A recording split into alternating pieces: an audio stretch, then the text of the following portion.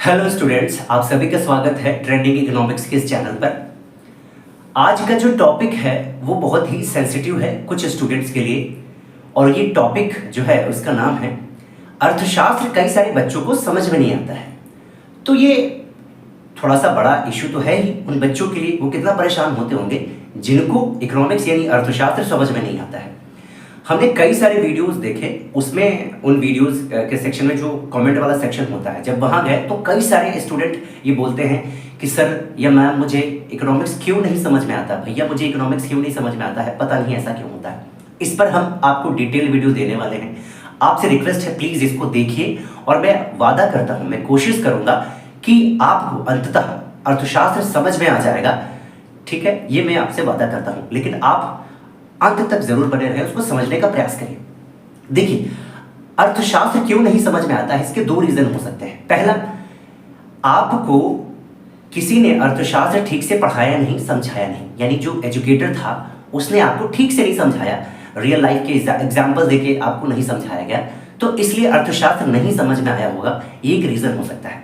और दूसरा रीजन हो सकता है कि आपने खुद ही अर्थशास्त्र को ठीक से समझना ही नहीं, मतलब वो सिचुएशन आ गई कि आपके हिम्मत हो तो हमें अर्थशास्त्र समझा के दिखा दो, हम तो अर्थशास्त्र ही समझेंगे। अगर ये वाली सिचुएशन है तो दुनिया का बड़ा से बड़ा ट्यूटर आपको समझा ही नहीं सकता, इवन किसी को भी नहीं समझा सकता। लेकिन अगर पहले वाला रीजन है कि आपको समझाने वाला अच्छा नहीं मिला, तो मैं वादा करता हूं, मैं पूरी कोशिश करूंगा कि अर्थशास्त्र को कैसे समझा जाए, इस बात को मैं आपके सामने रख सकूं। देखिए, सबसे पहली बात क्या है, कोई भी जो सब्जेक्ट होता है उसका एक थीम होता है, एक मेन टॉपिक होता है जिस पर उसके बारे में स्टडी उस सब्जेक्ट में की जाती है।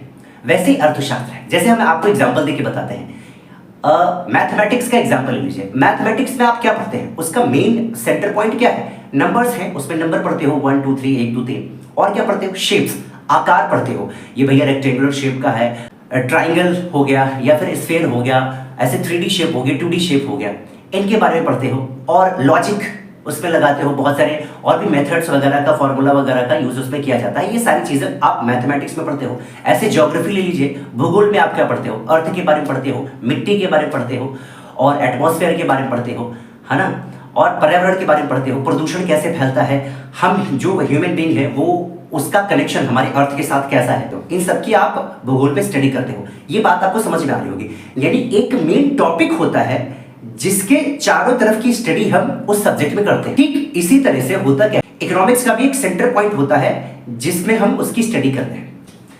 हम कुछ आपको एग्जांपल देके बताते हैं जिससे आपको समझ में आएगा। जैसे ये मानना है कि अर्थशास्त्र की जो परिभाषा है, जो मुख्य परिभाषा है, वो एडम स्मिथ की पुस्तक थी, 1776 में आई थी। हम कई बार आपको क्लासेस में बता चुके हैं। उसका नाम था an inquiry into the nature and causes of wealth of nations. उसमें उन्होंने बताया कि अर्थशास्त्र जो है वो धन का विज्ञान है। इसका मतलब क्या हुआ, जो अर्थशास्त्र होता है उसमें हम धन से संबंधित जितनी भी क्रियाकलाप होती है उसके आसपास, यानी धन से प्रत्यक्ष या अप्रत्यक्ष रूप से जो भी चीजें जुड़ी होती हैं उन सब की स्टडी हम अर्थशास्त्र में करते हैं।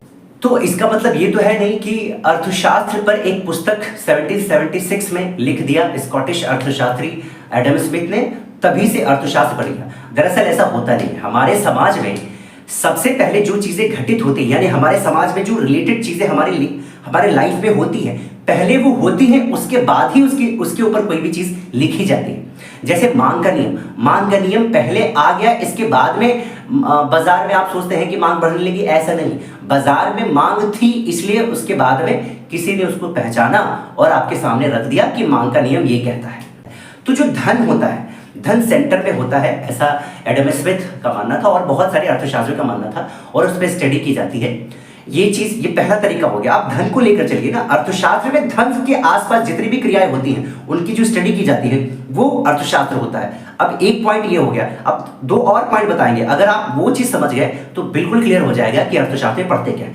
दूसरा समझिए, अर्थशास्त्र में स्टडी हम कैसी करते हैं, एक साइड जो हमारे पास साधन है, पूर्ति करने के साधन, जैसे आप पानी ही मान लीजिए, जमीन ही मान लीजिए, दूध मान लीजिए, ठीक है, घर मान लीजिए, या और अन्य चीजें भी मान सकते हैं। और दूसरी चीज क्या है, हमारी इच्छाएं, मनुष्य की इच्छाएं, क्योंकि आप जानते हैं सोशल साइंस में मनुष्य से संबंधित जितनी भी चीजें हैं उनका स्टडी की जाती है।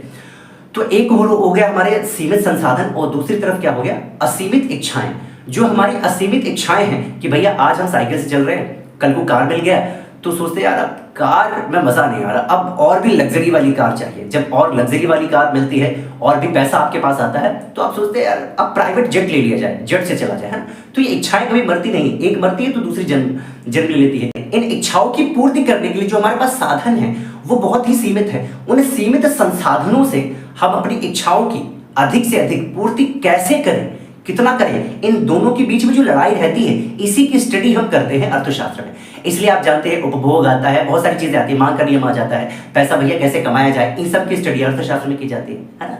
ये सारी चीजें जो होती हैं अर्थशास्त्र के पार्ट है। तो पहले मैंने आपको बताया जो मनी से रिलेटेड कितनी भी चीजें होती हैं, आसपास की जो आर्थिक क्रियाकलाप होते हैं उनकी स्टडी हम किस में करते हैं, अर्थशास्त्र में करते हैं। ऐसा एडम स्मिथ ने बताया था अपनी पुस्तक में।